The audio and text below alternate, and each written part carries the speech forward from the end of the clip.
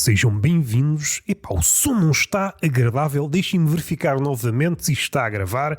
Não vá dar-se o caso deste menino de tenra idade. Eu estou bué da tenro. Podem me morder e até podem chorar por mais ou chorar por menos, dependendo das vossas dietas. E isto já me aconteceu. Eu não posso ter confiança na minha pessoa, nem na outra pessoa que me pode habitar. Nós somos múltiplos. Eu sou uma espécie de armazém de pessoas que vieram de longe para procurar uma melhor vida neste corpo. É um paralelismo para quem vem para Portugal à procura de melhor vida. Chega cá, envolvidos 5 dias, epá, fui enganado. Li esta brochura que me chegou aqui pelo vento, aquelas bolas de feno que vemos nos filmes de cowboy, é umas bolas de brochuras que partem de Portugal e vão para aí. Como naqueles países não há flyers, estão carentes de flyers, apanham o flyer, apanham a brochura. É um país que ainda não está desenvolvido a ponto de ter brochuras a pontapés. Olham para aquilo, mas aquilo é uma brochura para o turista. E o turista gosta de brochuras enganosas. O turista gosta é de patranhas. Não quer realidades. Aliás, é uma contradição. Se eu puser este termo nos vossos ouvidos da forma mais amigável possível, deixem-me pôr aqui uma foto ou uma imagem para eu centrar o olhar e calhar ser uma que eu já olhei, que é para fechar um ciclo. Onde é que começou e onde é que acaba o ciclo? Deixem-se disso, pá. Deixem-me usar as palavras à queima-roupa. Uma imagem de um pintor que nos é caro, uma das minhas musas, que calha a ser um homem, o Bruegel, um dos quadros que eu mais gosto de olhar, porque tem pormenores que nunca mais acaba. Se estivéssemos num universo ideal, ou pelo menos num mundo ideal, que eu não gosto de viajar, eu ainda nem sequer conheço a minha rua, agora já vou conhecer outros planetas, outros. Não tenho tempo para isso. O quadro da Torre de Babel. A Torre de Babel está em construção e há muita bicheza, muitos homens, muitas casas, um gajo pode perder aqui uma vida e a Wikipédia tem uma versão gigante. Vocês podem fazer tipo em busca do Wall-E e vão à procura de coisinhas muito pequenas. Passam aí 15 dias. Isto para dizer o quê? Se vivêssemos num universo como deve ser, num país e vá numa região, num sítio, nem coordenadas satisfatórias para a prática do lazer, chegaríamos ao trabalho. Senhor patrão, é assim, eu vou-lhe dar um motivo satisfatório, eu quero ausentar-me do trabalho por tempo indeterminado. E o patrão está doente, vai embarcar em lautas orgias, há pá, um campeonato de fudanga? Infelizmente não. E se há, não me convidam. Não percebo, porque tenho um pau acima da média e é um bocadinho triste perceber que este pénis está ao abandono. Enfim, tenho que pedir subsídios. Se os linces conseguiram e hoje estão a prosperar, porque é que não há um subsídio para o meu pénis que está ao abandono? E para reclamar certas frases ou certas ideias do machista à antiga, elas veem um gajo com um carro de alta cilindrada, vêm cá para dentro tipo mosquitos atrás da luz. Para citar uma frase que eu ouvi no Baixo Alentejo, parecem moscas atrás do petróleo. Imagens mais poéticas e menos contaminadas na poesia contemporânea. Pontos. Metáfora gasta, está muito pisada, temos de fazer manutenção, senão qualquer dia acontece uma desgraça nessa metáfora. Rosas, já tentámos adjetivá-las, pô-las atreladas a verbos, todas as palavras do dicionário, e isto contaram-me, uma a uma, que eu sou muito amigo das minhas palavras. Recolhendo testemunhos das palavras, é o meu documentário privado, não vou mostrar a ninguém porque eu sou muito cioso das minhas merdas, mas todas as palavras me disseram: Roberto, a minha maior mágoa é ter estado ao lado da Rosa. E mágoa porquê? Inicialmente era um orgulho. Olha para mim, tumultuosa Rosa. Eu assim nunca pensei estar ao pé de uma Rosa. Quando dou por ela, numa festa de palavras, que é como quem diz, no baile de máscaras, que é a língua do poeta, dei conta, todas as palavras já tinham estado perto da Rosa. A Rosa é a maior puta do léxico português. E quem diz português diz os outros. Mas eu falo daquilo que não sei, que é o meu idioma. Como dizem os lá de fora, os nossos irmãos não é o irmão do ponto de vista cristão, porque aí somos todos irmãos, e eu não vou para aí porque já fui. Se somos todos irmãos, Onde é que estão os meus 7 mil milhões ou os 8 mil milhões que eu não estou a contar? Eu aí não sou rigoroso. Só que me chegassem 7 mil milhões de presentes a casa, eu ficava, sim senhor, é lixo? É lixo, sim senhor. Mas podia abrir o maior canal de unboxing. Era eu a abrir caixas, caixas, caixas, caixas, caixas. E ao mesmo tempo que fazia a apologia ao meio ambiente. Tenham cuidado, poupem, mas mandem vir merdas. Eu acho que é daquelas derrotas espampanantes, tuniturantes, que chegaram aí e nós não nos demos conta. Não sei se vocês sabem, a pandemia aconteceu aí há coisa de dias. Uma das mensagens que saía assim pelo rabo das influencers e as pessoas depois faziam um coro a tentar imitar como se fossem papagaios recém-chegados do Zumarino. Vou deixar o trabalho, isto não está à minha altura, eu quero é falar com uma pessoa normal. Eu quero ter a voz desse Zé Ninguém. E então o papagaio, o que é que ele soletrava a mando do influencer? Vamos ser pessoas melhores. E ele depois desnovelava, dava exemplos. Vamos livrar-nos do consumismo. E agora estamos muito mais regrados. Somos muito mais minimalistas. Eu sei que a coerência é uma coisa obsoleta. Eu já estava... E é daquelas coisas... Isto vai desaparecer agora só em museus e mesmo assim rodeado de legendas que uma pessoa já não percebe. Agora há esta contradição. Um gajo que é minimalista ao mesmo tempo que tem vídeos de unboxing em que manda vir 30 mil merdas que não precisa. É o minimalista com a casa atafolhada de merdas. Não era dar-lhe uma lambada, mas de mão nua. Alguém já me acusou: Roberto, não há um episódio que não dês lambadas. Eu gosto de música na cara. É aí que a música me alcança. Há pessoas que dizem: a música toca-me o coração. Não, eu sei lá onde é que a música anda. Às vezes anda aí de boca em boca, de cu em cu. Não, é assim que se apanham as doenças. Eu quero que a música me chegue às bochechas e naquela vibração, porque a música é aquela vibração certa, nós somos afinados ou desafinados por aquela ou por outra música ou um certo refrão. Vocês gostam de bambolear o cu segundo o refrão da moda. O vosso cu, nesse ponto, pode ter ou não critério, dependendo das escolas vanguardísticas. Eu, enquanto crítico praticante, digo: o vosso cu é acrítico. Abana como se fosse uma vela, enfuna-se volta e meia, e eu estou a referir ao pénis. O meu pénis, não sei se é criterioso, não sei se já foi mais, se já foi menos, merecia uma análise demorada. Mas aquilo que acontece, por exemplo, na adolescência é um pénis que não tem critério. Levanta-se à mínima brisa de tesão. Aí está ele como se fosse uma suricata e estivesse no seringuete. Aliás, eu não sei se há suricatas no seringuete. Eu não sei se há serigaitas, serenatas e suricatas no seringuete. Eu sei é que fiz uma assonância e aplaudam por isso, ou desdenhem todo este talento transbordante nesta incapacidade de dizer seja o que for, que é aquilo que acontece, vamos lá ver bem, no início de uma relação. Aí há duas coisas que podem acontecer. Há mais, mas temos de detalhar. Temos de resumir à queima-roupa.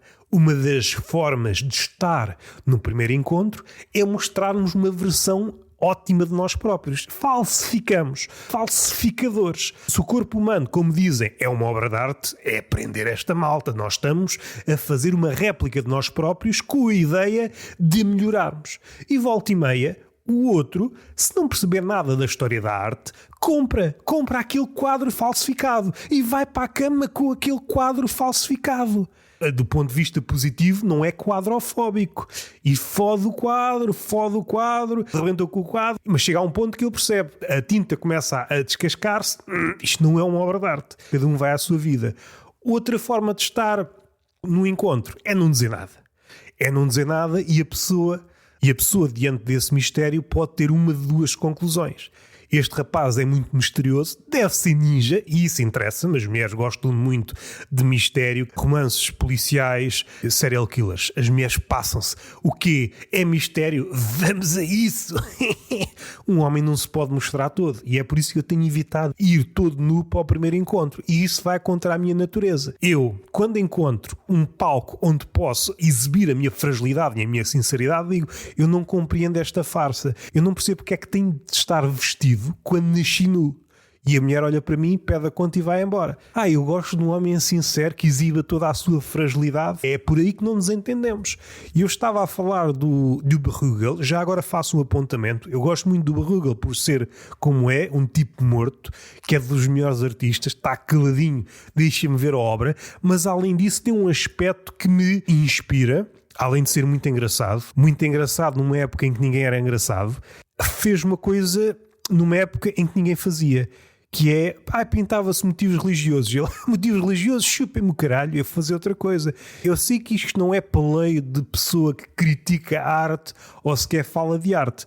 Se fizerem, tudo bem, têm todo o meu amor e têm todo o meu corpo. Podem mandar uma mensagem, fiz isto, vamos entregar-nos ao sexo. Tudo bem, marcamos uma hora e vamos a isso.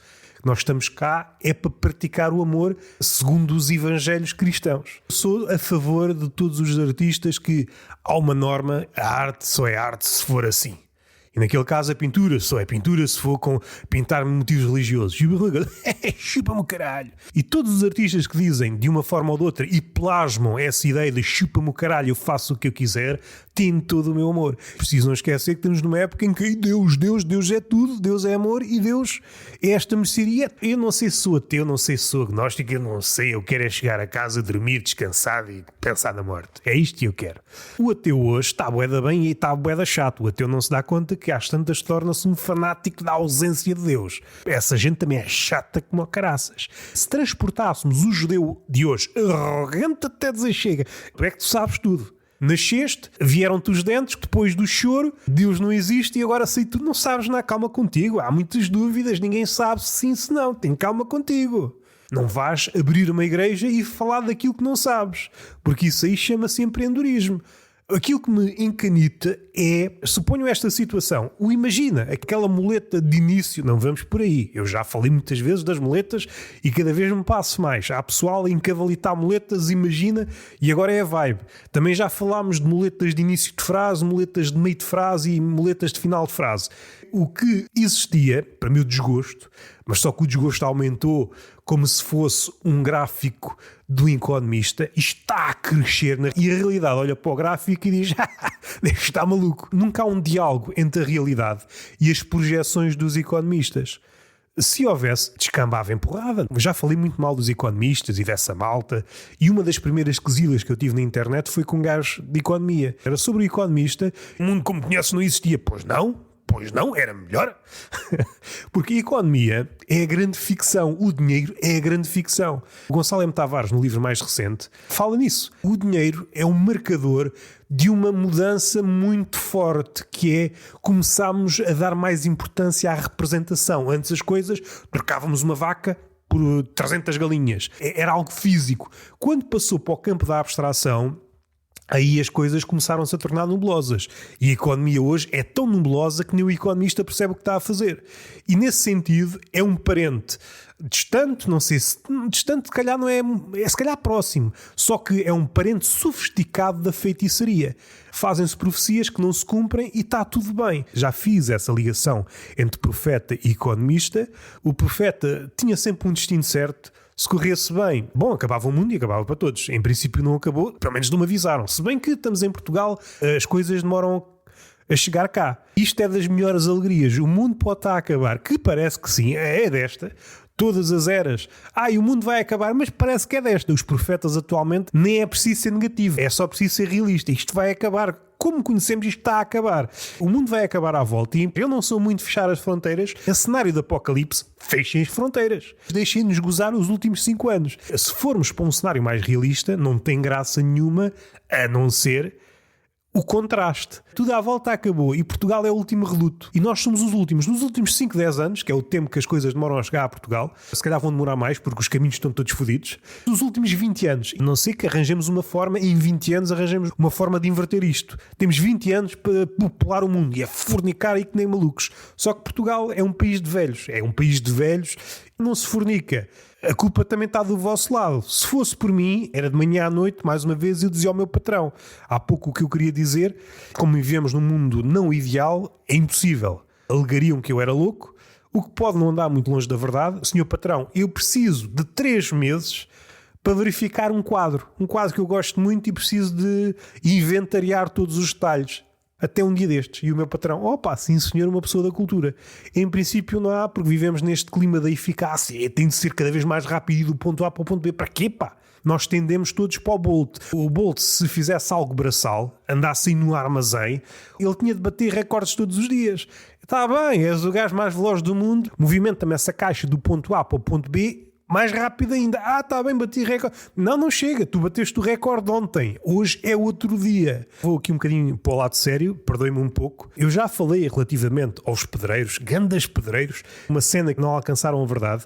Eu há pouco estava a bater a realidade economista e como as duas coisas não se encontram, infelizmente, o economista, o lado positivo. O lado positivo é que se agirmos de boa fé, podemos olhar para o economista e pensar que é o último otimista. É um gajo que, aconteça o que acontecer, independentemente dos indicadores, é o melhor dos mundos possíveis. É um descendente de Leibniz, é um descendente de Pangloss, aquela figura que parodia Leibniz no Cândido de Voltaire. Trago-me os economistas, deixem-me abraçá-los porque, adoro. Como diz um Beto, alguém de Cascais que diz que não é Beto. Não sou Beto, mas adoro.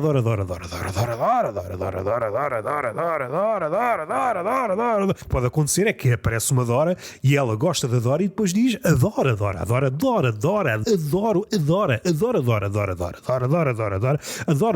que gosta do Doraemon. Dora. Que momento tão desprezível. E cá estamos para mais um episódio em que nos debatemos com as questiúnculas da vida. O que é que podemos dizer acerca deste ano? Não podemos dizer grande coisa. O ano foi como foi e eu ainda estou indeciso se faço aqui ou no outro podcast aquilo que tem sido tradição. Eu não sei quantos anos é que necessitamos para que haja uma tradição. Que é 5 anos? Nos tempos que correm devia ser menos, porque as coisas movimentam-se a uma velocidade galopante. Se é 5 anos, ainda não sei se é tradição. Há um costume que era no final ou no início do ano, eu fazia uma espécie de resumo em relação aos livros que li, os melhores livros que li, e dou um apontamento ao outro. E não sei se o faço, provavelmente, agora não, porque não tenho aqui à mão e teria de estar aqui a pensar de cabeça e não vale a pena, vocês merecem o melhor, mas a pagar, como não pagam, recebem isto, que já não é mau. E não sei se faço aqui ou no outro podcast que eu tenho, Império das Aspas. Em princípio, eu vou focar-me em menos livros para poder falar um bocadinho mais de cada um. É um erro, que eu já caí aqui, salvo erro, na última vez, de fazer uma espécie de inventário dos melhores livros, se for preciso uns 30 ou 40 livros, dos que eu gostei de ler. Uma frase de cada um. Às tantas é aquelas listas que há no final do ano nos jornais e não é bem nada. Uma espécie de texto que podia ser criado pelo ChatGPT. Há em 3, 4, 5 livros e mergulhar um pouco na importância desse livro, naquilo que eu acho que o livro me vai trazer, porque há sempre este contacto.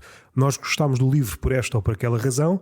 Mais tarde, por vezes, aquele livro auxilia-nos naquela ou noutra direção.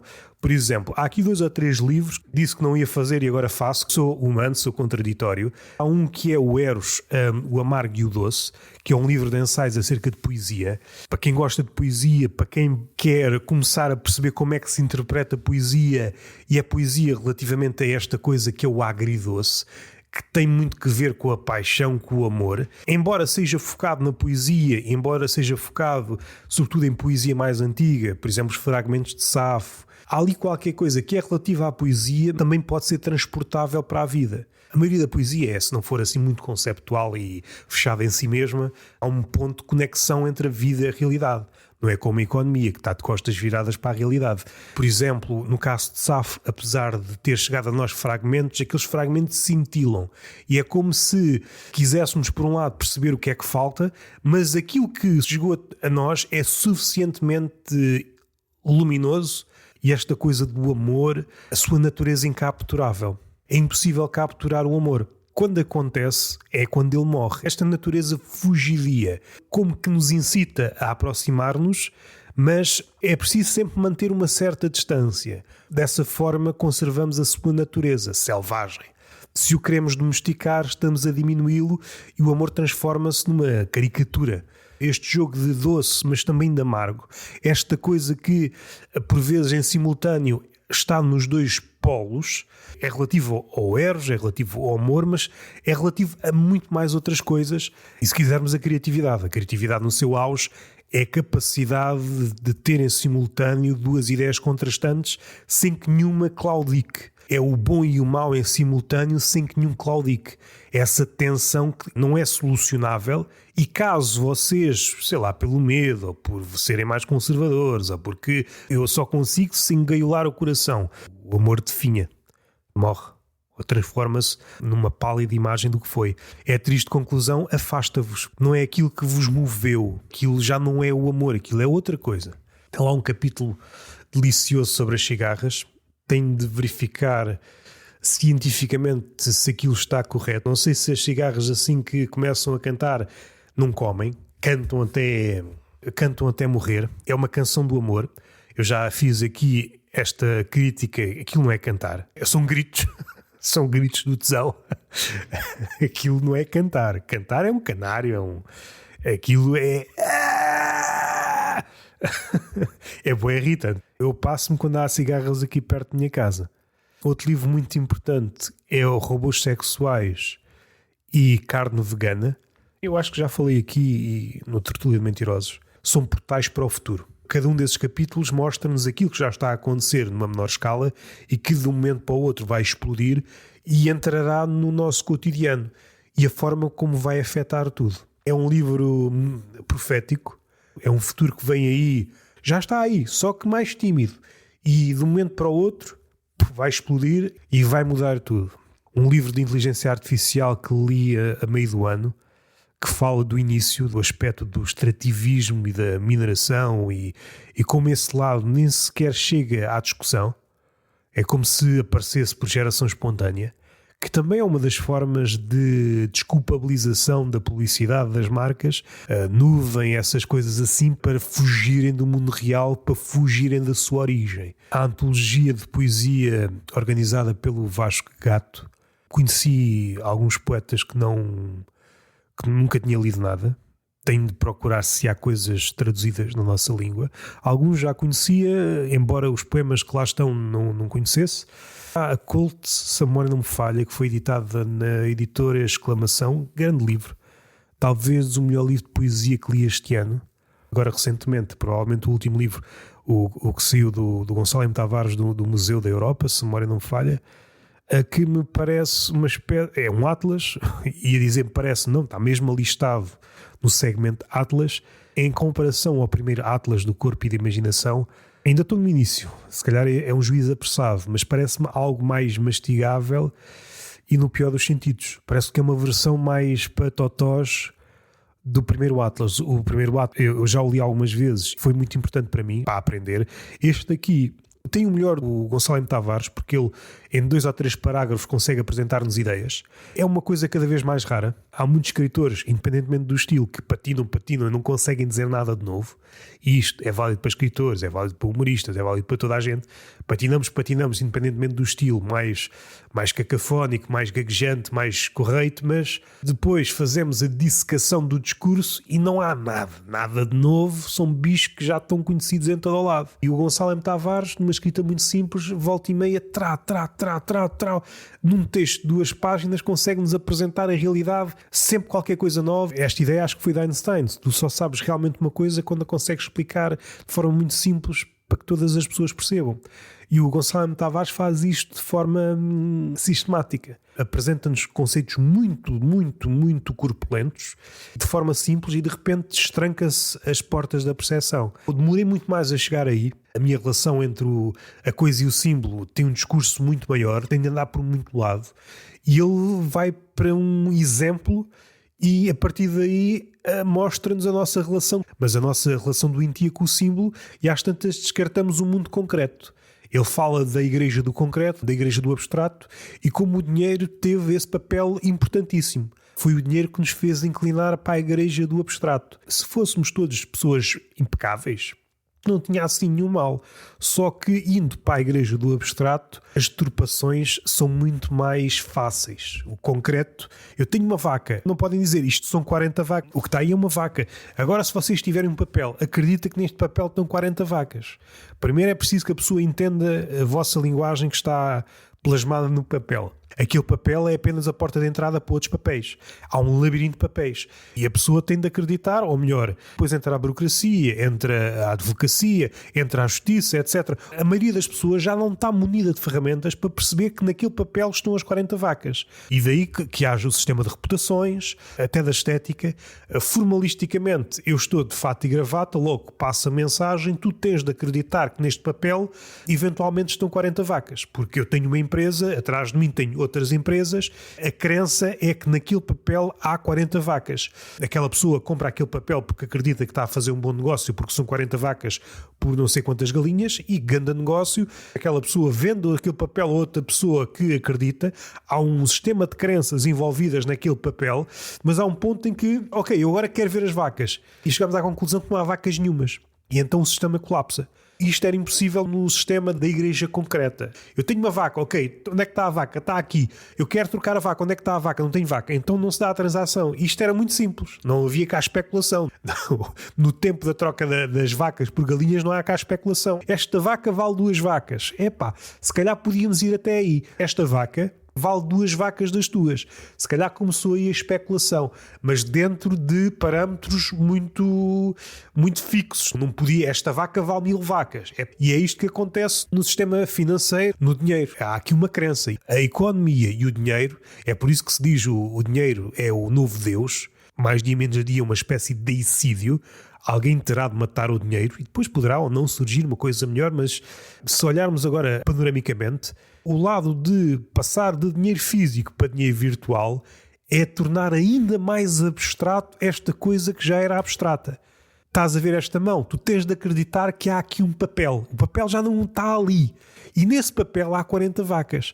Ou seja, ainda se pede mais do crente da economia. Esta ligação entre o símbolo e a coisa, a distância entre uma coisa e outra, as várias escolas que tentam verificar esse abismo, os exemplos mais atuais, a incapacidade de distinguir uma coisa da outra e como isso é complicado. Quando não se consegue distinguir a imagem da vaca de uma vaca, como o Gonçalo M. Tavares fala, as coisas complicam-se. Tenho aqui a vaca no papel. Mas isto parece quase com... E às tantas não é uma coisa nem outra. Há um híbrido. O que é que fazemos? Fazemos uma ação publicitária para dizer que aquele bicho que não é uma vaca, é uma vaca. Há aqui uma deturpação que não existia no início. A economia atual sobrevive graças ao regime da especulação. É sobretudo o regime de crença. A igreja do abstrato. Não me parece que seja tão bom como o Atlas da imaginação e do corpo. Já não recordo se é bem assim, se é do corpo e da imaginação. Não me parece que seja tão bom. Tão carregadinho de coisas. É uma leitura mais leve, mais carregada de imagens, mais uma vez ilustrado com imagens, fotografias dos espacialistas. Um livro do Gonçalo M. Tavares e está carregado de ideias, e mesmo que algumas das ideias como esta não me fossem estranhas, tenho outra forma de as dizer e se calhar a forma certa de apresentar a outros.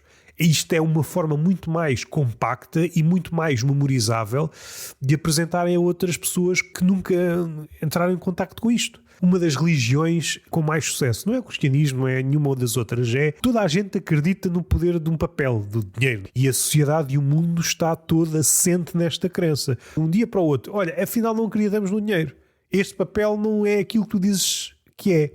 Isto desmoronava tudo. Não me apetece falar demais, entretanto. O que é que saiu? Saíram Cancãs, saiu um Duchamp, sai este, saiu um Badminton com as penas de Ícaro, onde eu falo da comédia, da loucura, do agelasta. Ouçam. A minha ideia é que saiam sempre 5, 6 badmintons por ano. Adoraria se conseguisse durante a semana fazer um tertúlio e um badminton, mas isso teria de trabalhar apenas para isto e não ter outros trabalhos, e apesar daquilo não ter guião e, ok, grava e depois editar, leva horas, leva 2, 3 horas, desde a gravação até à edição e lançar. Até isto leva tempo, assim que acabar de gravar vou editá-lo. Certamente há pelo menos 2 projetos que hão de acabar durante o próximo ano, acho que estão quase fechados, talvez o Peixe Fresco, e fechar. Aqui está este projeto, que é uma forma de olhar para a atualidade, mas de um ângulo diferente, pensando também no futuro, quais são as consequências deste tipo de coisas. E eu já consegui fazê-lo nos primeiros episódios, agora tenho tentado o de registro, mas embora goste, está-se a distanciar. Eu gosto de olhar para todos os podcasts que eu tenho como recreios, arenas onde eu gosto de estar isto e aquilo. E apesar de ter partido com uma ideia, às tantas são 3 ou 4 ideias. A mesma coisa com o Cancan. Já tentei ali 3...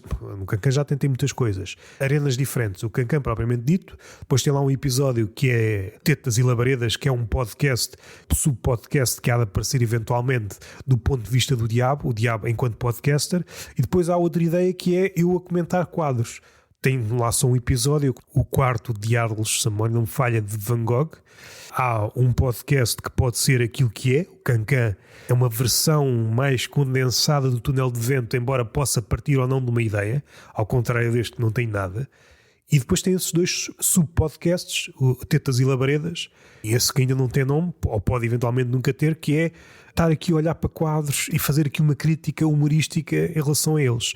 Este tem um palhaço que ainda só assim um episódio, tem cadernos com episódios escritos, tem de lançar ou criar à parte, não sei o que é que eu hei de fazer. Tenho o Império das Aspas, tenho um Action, tenho muita coisa. Há de sair logo ao início, em janeiro, é o Lobo Mau. Só estou à espera de uma coisa, não sei se entretanto dá para fazer, se não der tenho de avançar de outra forma. É mais uma coisa que me vai dar gozo a fazer. Não sei como é que eu vou arranjar tempo para fazer isto tudo. Isto é sempre uma espécie de contrarrelógio. E caraças de dar esta guinada para depois fazer aquilo, e depois quando começar novamente a temporada de stand-up é algo que exige uma organização cada vez mais afinada. E está feito. Bom ano, espero que tenham gostado de ouvir o Túnel de Vento. Eu acho que foi um bom ano a nível de episódios. Não vale a pena entrar aqui pelo autoelogio, cai em saco roto, mas aquilo que eu posso dizer sem me enganar é que desde há muito tempo que eu posso ouvir isto sem me envergonhar do início ao fim. Era o podcast que eu ouviria se não fosse meu. E assim ouço porque é meu e tenho de editar. Ouviria isto, seria o meu podcast de sonho. Infelizmente ninguém se atirou e tive de o fazer. Meus cabrões não querem fazer nada. É daqueles podcasts, todos os outros consigo ver um fim à vista, este ainda não consigo ver um fim à vista. Olha, por via das dúvidas, vou pôr umas cuecas LGBT a todas as cores. Este ano tem de ser. Beijinho na boca, estamos falados. Está feito.